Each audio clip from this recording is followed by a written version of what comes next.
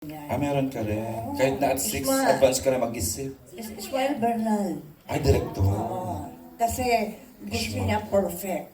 Hindi pwede sa kanya yung good lang. Kailangan perfect. Kailangan marinig mo yung cut perfect, very good, thank you. Ganon. Oo. Ano bang pelikula ito? Galaw-gaw. Comedy pa? May lagnat ako eh. 40 yung lagnat ko, pero pumunta ako sa set, late ako ng 10 minutes. Ano ba Pero sabi niya sa inyo? Nagalit pa. Hindi pwede tayo nalilate. Hindi in-explain niya. Pero naintindihan ko. Tsaka maganda explanation kasi yung mga tao na yan, hindi pa yan. Kayo, sasakay na lang kayo sa kotse ninyo. Yung mga crew, yan, ang dami pa nilang gagawin. Pero totoo naman talaga. Kaya hindi ka pwedeng malate. Ishmael Bernal pala na. Hindi ako nabato ng magic flying chair. Correct. Ay, may gano'n nangyari. Oo.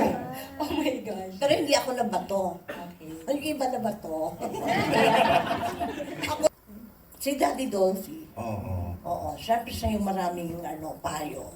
Lagi niyang sinasabi na magpapakababa ka, huwag masyadong matayog ang lipad ng saranggoy ni Pepe. Naman. Pasok ka dyan na. Diba? Yung mga ganon. At saka kung minsan, kailangan ko daw maintindihan na kung minsan hindi tatayo yung tao kasi nahihiya.